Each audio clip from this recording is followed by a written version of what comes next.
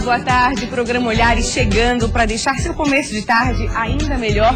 Um dia raro hoje, né, gente? 29 de fevereiro, dia que acontece aí de 4 em 4 anos. E a gente vai começar contando para você uma história inspiradora para começar aí nossa semana. É um destaque do programa de hoje, você vai se emocionar. Rosquinha, olha, Linha! Rosquinha caseira com coco, com chocolate. Bom dia, Deus que abençoe seu dia abençoado. Essa é a dona Degmar. A gente aqui na TV chama ela carinhosamente de Senhora do Bom Dia. Ela faz a diferença no dia a dia das pessoas. Daqui a pouco você vai entender por quê. Nós vamos receber também a autora de um livro bem-humorado que aconselha o que jamais dizer para uma grávida. Uma proposta aí de mais gentileza, você vai adorar, tenho certeza. E olha, tá planejando comprar um carro usado? Vamos te dar dicas para não ser enganado na hora do negócio. Dicas bem para leigo, assim, sabe? Por onde começar, o que eu tenho que observar? Fique ligado, o programa Olhares está no ar.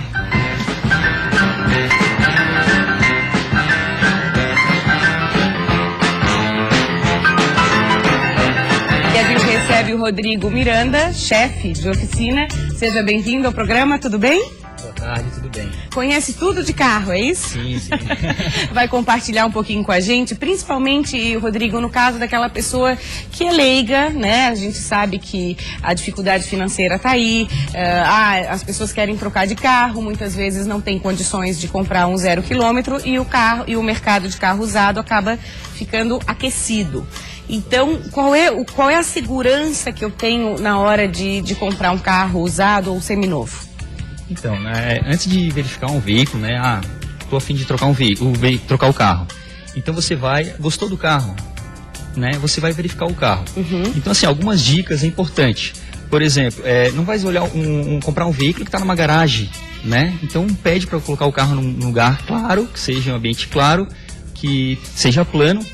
Tá, eu começo olhando a parte externa. Parte externa, tá. Isso mesmo. Uhum. Então, primeiramente você já vai olhar se o veículo está com a carroceria dele está arriada. Então, se está no plano, já vai conseguir olhar para ele, né, pelo lado de fora, se ele está arriado. Isso já pode ser um problema, que o carro pode ter levado um impacto e já teve a carroceria danificada. Vamos traduzir esse arriado, Rodrigo. Arriado é alterado, a suspensão à altura. Né? Entendi. Isso, tá. Pode ser um chassi alterado, foi recuperado e ficou, nunca consegue fazer 100%. Ele tem que estar bem linear. Linear, tá. Corretamente. Uhum. Tá? E outro ponto, já que você vai estar olhando essa questão do alinhamento, já verifica os pneus, Uhum. né? Vê se os pneus estão em bom estado, né? Porque é um valor que a hora que comprar tem que desembolsar com o jogo de pneu, já é, né, um item importante. Pneu careca, nem pensar. Nem pensar, já ver se ele está gastando corretamente, igual, né, não está desalinhado. Uhum. Isso já pode ter indício de algum problema da suspensão. Isso é importante verificar. E outra coisa, você vai atrás do veículo, na parte lateral dele, e você olha de trás para frente na lateral, vê se já tem alguma ondulação na lataria, algum problema. Pode ter indício também de algum impacto e foi recuperado, mal feito. Isso já desvaloriza o veículo. Uhum. Então é importante verificar, fazer passar a mão, verificar alinhamento de porta, ver se não está desalinhado, né? E essa parte toda é exterior do veículo. Tá. Depois, outro detalhe importante também, abrir o capô e verificar a parte do motor, que essa é a parte que também mexe muito no bolso. Qualquer peça, qualquer coisa é caríssimo para arrumar depois. Exatamente. Então essa fase é muito importante, né? Não tenha vergonha. Tá comprando o carro, tu tem que olhar. Não tenha vergonha de abrir o capô. E não pode ir muito no papo de quem está vendendo, né, Rodrigo? Exatamente. Para quem está vendendo, claro que vai ser sempre, não, tá tudo certo, nunca bati, vai ser o melhor negócio, não é assim? Tá fazendo uma compra que tu vai ficar um bom tempo com o veículo, então tu, a qualquer momento pode surgir algum problema que foi mal avaliado no início, né? Então verificar o motor, olhar a correia, né? Esteticamente você já pode ver a água do radiador, né? Você vai verificar se já tem ferrugem. Então, se tiver ferrugem, é uma coisa que vai surgir um vazamento depois, vai ter que ter gasto com isso. Tá, mas específico da correia dentada, o que eu tenho que observar nela? Importante, correia dentada, bom é você verificar o histórico do veículo, para ver se esse carro já passou por manutenção, se já foi trocada a correia dentada, né? Porque são coisas que é por quilometragem. Tá. Tem veículos que não possuem correia dentada, mas a maioria tem. Sim. Então é um item que, se arrebentar, vai dar um dano grande. Tá? Outra coisa, abrir o capô, olha, ver se não tem vazamento no motor. Fica uma dica legal pelo que o Rodrigo está falando, que me surgiu agora. Quem faz essas manutenções periódicas nos veículos, é importante guardar essa documentação, porque depois vai ter valor na hora da venda, né? Exatamente. Né? Vai mostrar que passou na oficina, que fez. O veículo passou por uma manutenção. Né? Não é um carro que comprou o veículo e não deu manutenção. Então, isso tem que ficar muito atento. Essa informação é muito importante. Tá. Né? Pesquisar o histórico do veículo. Tá. E na parte do motor também, você pode verificar lá no escapamento, passar o dedo no escapamento, se tiver alguma oleosidade. Quer dizer, isso para veículos com mais de 80 mil quilômetros, né? Se for comprar um veículo com uma quilometragem mais alta. Tá. Ficar atento a isso, que pode ter indício que o motor está baixando o óleo, queimando o óleo. Essa questão da quilometragem também gera bastante polêmica na adulteração de quilometragem. Você acredita que é comum essa prática? Olha, é comum. É comum, porque às vezes quem está comprando o carro, ele vão na quilometragem e quer comprar com a quilometragem baixa, mas hoje o pessoal faz muito disso para alterar. E isso acaba, aí o que tem? Tem alguns macetes. Né? Verificar a questão. Olha o interior do veículo, verifica os bancos, vê se não estão gastos, o volante e compara com a quilometragem. O teto, às vezes, também tem bastante marca. Porta-mala, vê se não tem infiltração de água, vê se está muito usado. Já dá para ter uma noção se foi, né, um carro que foi muito usado. Os pneus, em torno de 30, 40 mil quilômetros que dura um pneu, vê se ele já foi trocado ou se é original do carro. Tá. Que aí tu já faz o confronto com a quilometragem. Nossa, tá cheio aí de observações.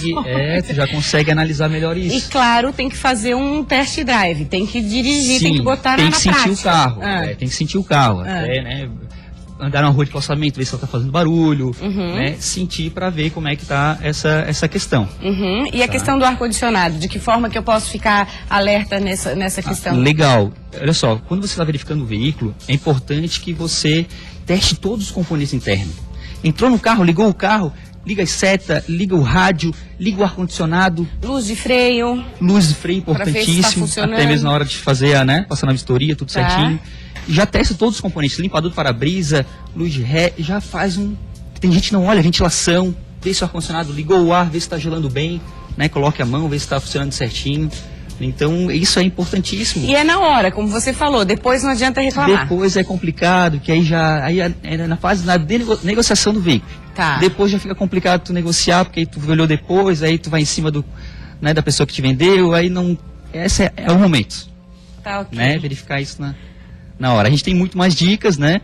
Sim, mas... a ideia foi só para dar uma provocada no assunto. E na aqui. dúvida, né? Nada melhor que levar para um mecânico de confiança, né? Trocar uma ideia, acompanhar. Tá certo. Mas, né, esses macetezinhos sempre é válido, né? Tá bom. Muito obrigada pela tua presença. Até a próxima. Até a próxima. Obrigado. Agora deixa eu receber a Tatiana, já está aqui toda linda, preparada. Seja bem-vinda, tudo bem? Prazer ter você aqui. Tudo bom? Muito obrigada. Gente, ela está lançando um livro super bacana, deixa eu pegar aqui, que eu já gostei do título para começar, né? O que jamais dizer a uma mulher grávida. Esse é o livro da jornalista e publicitária Tatiana Kinoshita, vai lançar dia 10 de março. Dia 10 de março. Já está marcado. Está convidada, conto com a presença dos amigos para não passar vergonha no dia do lançamento. Obrigada. Nós vamos falar um pouquinho do livro, mas eu quero que você comece contando uma história, que eu sei que está aqui, que ilustra muito essas situações que as gestantes passam, situações desagradáveis até, que é a do lençol. Conta pra gente, Tatiana. O livro, ele tem várias histórias que eu passei por elas, fora as minhas, eu também ouvi várias pessoas, né? Mas essa do lençol é sua? Essa do lençol é minha. Tá. Essa do lençol faltava, assim, uns 15 dias mais ou menos pro parto. E era verão, eu tive minhas duas filhas em março, né? Então era fevereiro, tava muito quente, final de fevereiro. E eu estava na piscina, igual um hipopótamo, né? Ali, só aqui com a cara pra fora. E tinha um vizinho meu do lado de fora da piscina. Daí na hora que eu fui sair da piscina, eu fui colocar Gente, realmente, minha filha nasceu com 4 quilos, né? Minha filha mais nova, então realmente eu tava com uma barriga muito grande. Imagina, 15 dias antes tava na finaleira, E aí esse meu vizinho, eu tava amarrando a canga pra sair, esse meu vizinho olhou e falou assim, olha, eu acho que daqui a pouco você vai ter que amarrar um lençol, porque a canga não vai dar certo. A minha mãe fabrica lençol, você quer o telefone dela? Aí eu, não. Muito obrigada. Peguei, amarrei minha canga e fui subindo pra cá, chorando igual uma desesperada, porque, né, autoestima, a mãe também tem, as gestantes. Aí eu subi, meu marido, o que foi que aconteceu? Só um pouquinho, deixa eu anotar, senão eu vou esquecer a história. Porque tudo que eu passava, eu anotava, né? Tinha que anotar. E esse foi entrou no último capítulo, quando a barriga já tá bem grande, que as pessoas olham a gente como se fosse uma aberração da natureza. E aí vem esse monte de comentário. Porque os comentários, ele vem desde o início da gravidez, eles vão mudando conforme as 40 semanas vão passando. Isso que eu queria perguntar pra você, assim, a sensação que muita gestante tem é que pelo fato de ser gestante, de ter ali a barriga, mostra e tal, parece que tudo é permitido, aí parece que fica mais aberta, as pessoas podem vir com piadinhas, principalmente em reuniões de família, você deve ter passado por tudo isso. Muitas. Uma piada, assim, o livro ele é dividido em palpites, comentários e piadas, que se escuta aos 40 semanas de gestação. A piada que a gente mais ouve, principalmente aqui no Brasil, eu não estou falando de Florianópolis, porque a minha pesquisa chegou até ao Japão, para saber tudo que se ouvia por aí pelo mundo afora, fora do Brasil. Mas aqui no Brasil, principalmente, a piada de mais mau gosto é: tá vendo? Quem mandou dormir sem calcinha? Deu nisso. Ai... E isso é uma piada que, assim, você ouve muito no almoço, com a família. Você escuta do tio, da sogra, do primo, do chefe, do colega de trabalho. E, assim, pra quem ouve, a minha mãe já dizia: gente, brincadeira onde um só ri, não tem graça. Se a gestante não tá rindo, é porque não teve graça pra ela. Né? E, normalmente, as pessoas fazem esse tipo de brincadeira e só tem graça pra ela. Eu ouvi, por exemplo, de um colega de trabalho que eu nunca tinha visto, onde eu trabalhava ali, não era uma pessoa íntima, e ele comentou, eu fiquei... isso aí, de lado. Fica uma saia justa. Fica uma saia muito e eu acho justa. que é um momento também, assim, ó, que você, né, não é todo mundo, não é toda mulher que está disposta a escutar esse tipo de coisa. Fica uma sensibilidade maior. E aí, quando você propõe também no livro, acho que tem uma proposta de ser mais gentil. Sim, gentileza. Principalmente para a gestante. Gente, durante aquelas 40 semanas, nós não somos nós. Tá? Você não está no seu estado normal, né? Pô, mulher tem autoestima. E a gente fica, assim, mais sensível mesmo por conta dos hormônios e tal.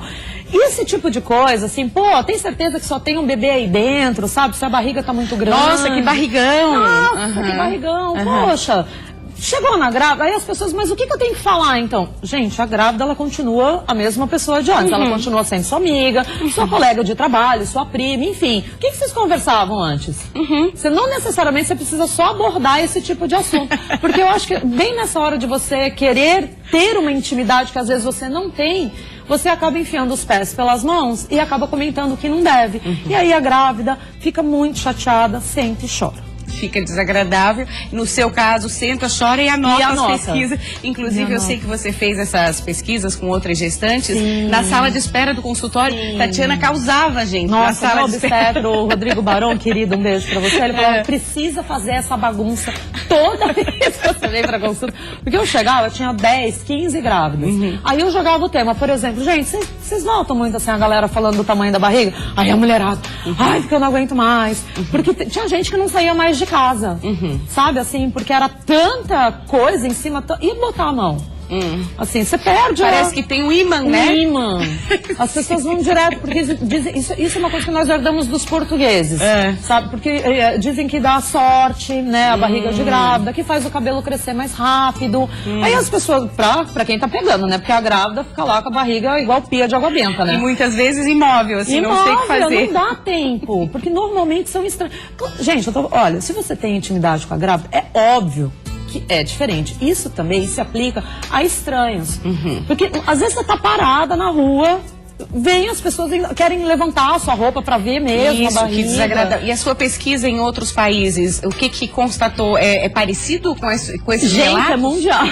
É mundial o negócio? Eu não sei se é porque o Brasil tem, enfim, tem vários povos, né, que participam aqui, que moram, que vieram aqui para o Brasil, e a gente acabou puxando tudo de todo mundo.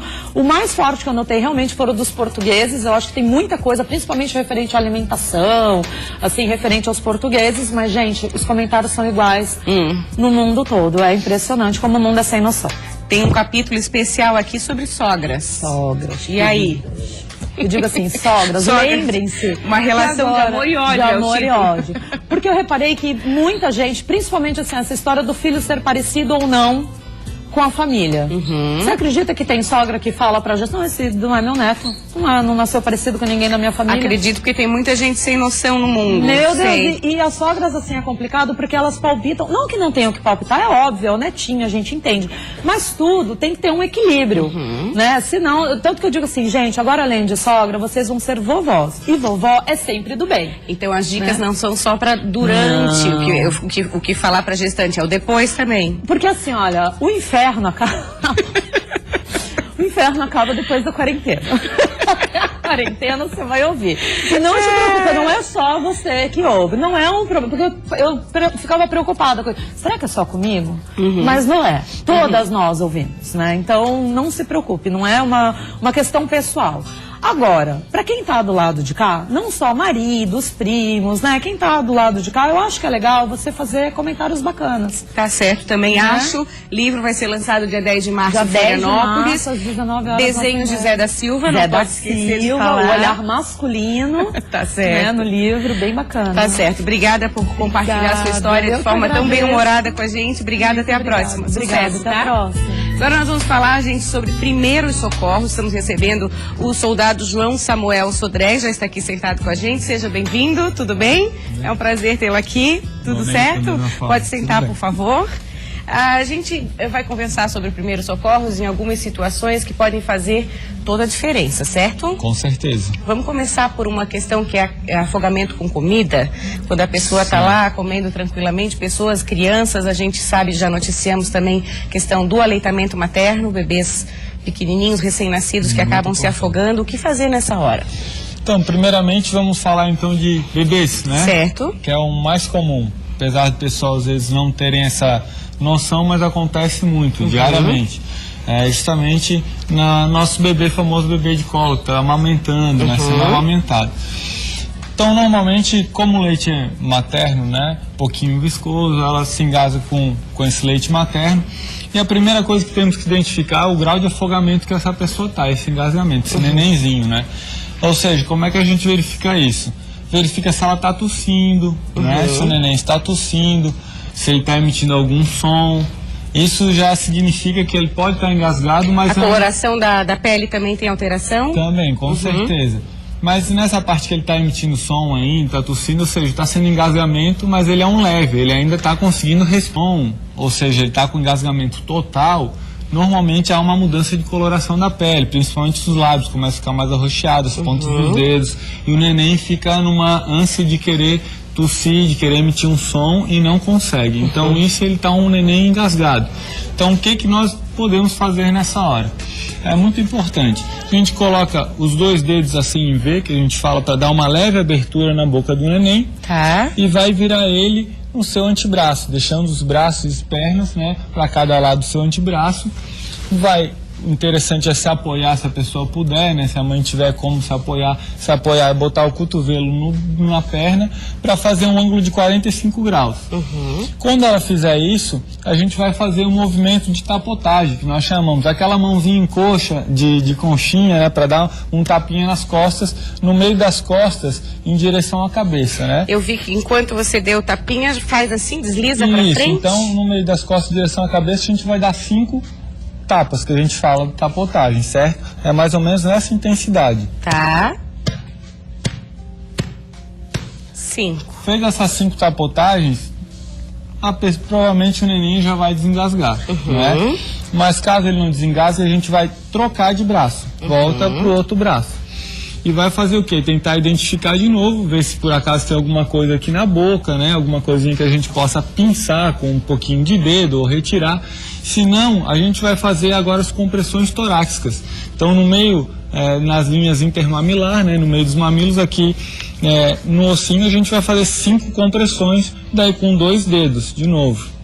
Que essa pressão aqui pode liberar aqui. Isso, vai ajudar a liberação. Tá. Fez as 5 de novo, volta pra soltar a potagem novamente. E vai se repetir esses movimentos até que essa criança desengasgue. Soldado, esse procedimento é básico, são os primeiros socorros, enquanto é acionado um 193. Isso. É uma forma de ganhar um tempo ali. Exatamente, Tá. porque nessas horas, qualquer segundo faz toda a diferença. Sim. Né? Então, se ela já sabe fazer o procedimento, ela já vai poder estar adiantando nisso. Se ela ligar para o 193, ela vai ser atendida também, né? E a pessoa que estiver lá do outro lado, ela também vai estar passando essas mesmas orientações que eu estou passando. No agora. caso de um adulto, até eu vou pedir pro Guilherme, que é o nosso produtor, vir aqui, por favor, Gui. No caso de um adulto, tem um movimento específico também, que é feito em pé? Pouquinho específico. É. Normalmente, a pessoa ela vai estar o quê? A mesma coisa do neném. Se ela estiver tossindo, o adulto, o interessante até é que a gente estimule ele a tossir. Tá. Né? Se identifica, eu como bombeiro vou falar, tudo bem, meu amigo, ó, continua tossindo, eu sou bombeiro, estou aqui para te ajudar. Estimula ela a tossir. Com bastante força. Isso, com bastante força, porque a própria pressão que ela vai fazer da contração abdominal ali com o diafragma já vai dar pressão suficiente para ela expelir aquilo que está engasgando nela. Tá. Aquele famoso tapinha nas costas, a gente não aconselha. Por quê?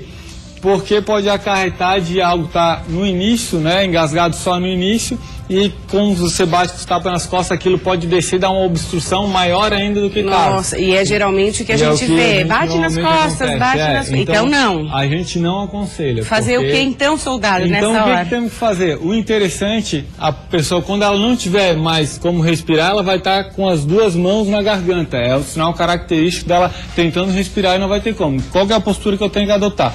Minha perna vai no meio das pernas dela, né? Eu posso explicando, ó, meu amigo, vou botar minhas pernas no meio das tuas pernas para te dar um apoio. E o meu corpo fica meio lateral ao corpo dele. Certo. Por quê?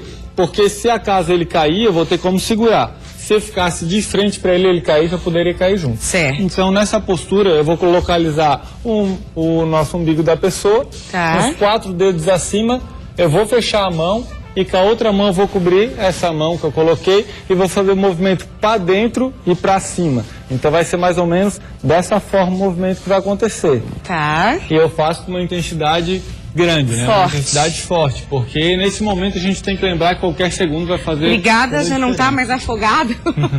Pode sair, Gui, obrigada. Rapidamente, antes de encerrar, a questão da respiração boca a boca. É recomendado, soldado? Não é muito recomendado. A gente não recomenda até porque nós não conhecemos a vítima que nós estamos fazendo.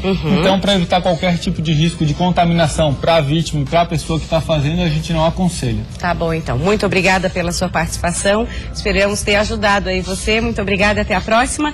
Pode ficar aqui conosco. Vou convidar para assistir uma reportagem super bacana, gente, da dona Degmar. É a senhora do bom dia, como a gente chama. Ela mora em Biguaçu há 11 anos.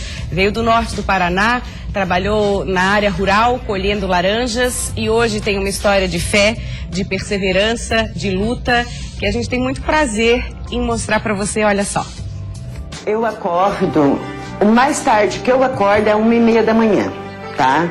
Quando eu tô com as coisas mais adiantadas, assado, essas coisas. Daí eu levanto, ajeito tudo, ajeito as caixas. Essa é o meu começo do meu dia. Esta rotina se repete há 1 ano.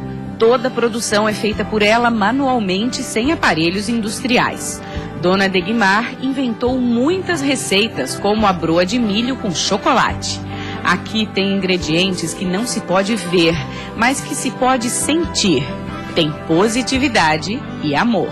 Cada bandejinha, cada rosquinha, cada broinha, cada orelhinha é passado pelas minhas mãos. Eu não tenho maquinário para isso, entendeu? Então só Deus que me dá muita força para me poder produzir tudo isso. Tem gente que diz que eu sou iluminada. É o meu jeito de ser, é tão simples ser assim. Toda essa dedicação é impulsionada pela vontade de fazer o bem, de fazer a diferença no dia a dia das pessoas e de realizar o sonho de ter a casa própria. Gente, é para isso que eu batalho tanto. Essa é minha luta. Eu disse que eu quero uma casa, não precisa ser uma casa igual essa daí que eu pago aluguel. Não, pode ser aquelas casas de madeira que as pessoas passam na rua e dizem, ó, tá de pé só pelos cupim. Mas que eu possa deitar em paz. Por volta das 4 horas da manhã, Dona Degmar sai de casa. A caminho do ponto de ônibus tem o silêncio da madrugada como companhia.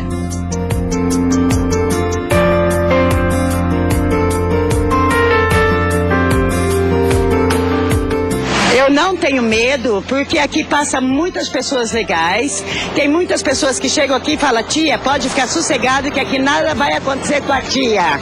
Quem pega o ônibus com ela ajuda a carregar todos os produtos e isso tem que ser feito bem rápido. A gente sabe que ela é uma pessoa batalhadora, ela está aqui todos os dias trabalhando, então a gente faz essa ajuda a ela, né? Uma cara que é muito boa, né? São quase 5 horas da manhã quando ela desembarca no terminal no centro de Florianópolis. Determinada e cheia de disposição, arruma seu ponto de venda. A pessoa primeiro come com o olho, para depois comer com a boca. E só de estar ajeitadinho, né, tudo bonitinho, então é um gosto para mim. Os primeiros clientes também chegam cedo. De bom dia em bom dia, ela vai amanhecendo com a cidade e já faz parte da rotina do centro a esta hora. É impressionante chegar no centro todo dia e encontrar direto com ela. Mesmo a gente não passando e não falando, ela chama a gente, cumprimenta e acaba rindo junto com a gente. Bom dia, Deus te abençoe o dia de vocês, bom descanso. Certo dia eu acabei comprando um dos produtos dela, gostei muito e como ela é uma pessoa muito simpática, a gente acabou criando um certo laço de amizade.